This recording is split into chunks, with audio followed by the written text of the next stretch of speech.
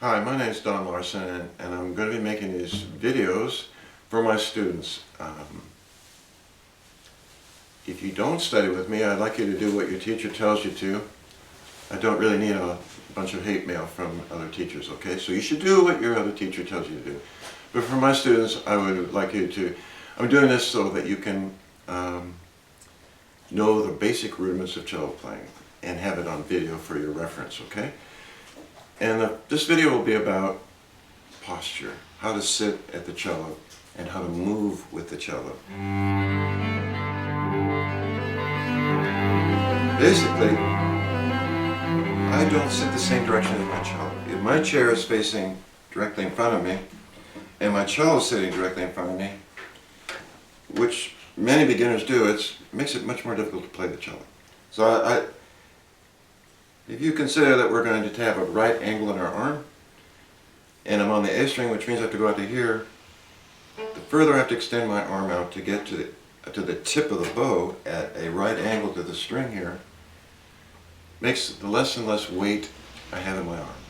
So it's more difficult for us cellists to play at the tip because I have less weight. And if you consider that each one of these strings requires a different 90-degree angle. So on the A string I'm playing here, on the C string I'm back here. And you can see that the bow goes away from me and the bow has to come back here. So most of the literature for the cello is, a lot of it is on the A string. That's our solo top end. So I face the chair 15, 20 degrees to the left, my left, and which means that this side of the cello is not touching anything. And the cello is facing this way now. I'm facing this way. And when I'm on the A string, because I have long arms, I can reach the tip. So if I play on the A, if I play on the C string, I turn this way. And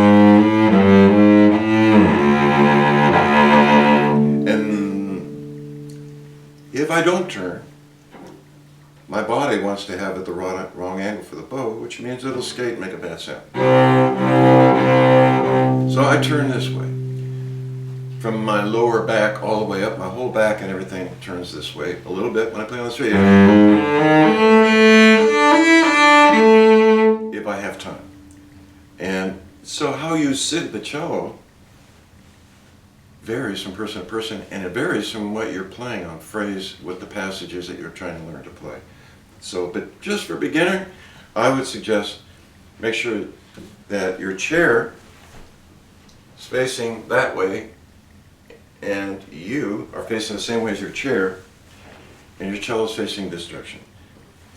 And I really wasn't in Juilliard until my third year. I really had a teacher take that up with me and made me sit with my right knee on the floor and my left foot flat on the ground here, and the cello sits like this, and now my body is facing, my upper torso and my whole body is facing this way. And you can find, the cello hits me right in this, right there. Now that'll be different from person to person. If you're short, a long end pen will move the cello too far away from you. So if you're short, I would suggest you may have to have a shorter end pen because it's all about your length of your arm so that you can get this right angle in your bow on the A string and on the D. Now, if you're shorter and you sit there, even more you have to extend. So having the length of your end pen depends on your height. And the length of the end pen will influence a lot of different things. Many cellists play with a really long end pen, and I can only suggest that you'd have to work that out by how tall you are and what you feel you can best reach the tip here at the A string, because this way we have to be able to have weight there. So, and in a nutshell, that's about posture. There's more to it, but basically being able to turn this way, which my teacher at Juilliard called the Jane Fonda workout. And if you have time, you can go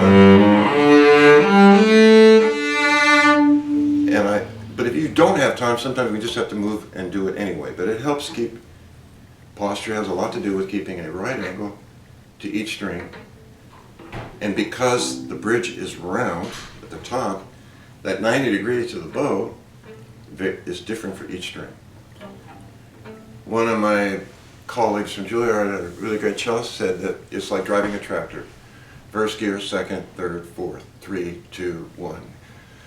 And so you have this motion in your arm, and turning, your shoulder will turn, and that helps you as you cross strings playing. So you don't necessarily sit perfectly still. You're playing the cello with your whole body somehow. And eventually we'll even lean. You could even lean on, if you're on the C string, you can turn that way and turn.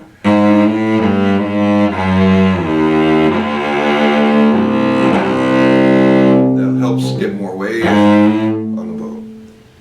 And so, posture is something that each person is different. No one sits the same at the cello. Obviously, the longer your arms, the less you have to extend your form as you get out to the tip of the bow. And which will be covered in our next video, which is about the bow grip and how to hold the bow. But I thought I'd start with posture, since it's when you sit down to hold the cello, and if you're just beginning and you have your first cello there, that you get the habit. Get the right habit at the beginning.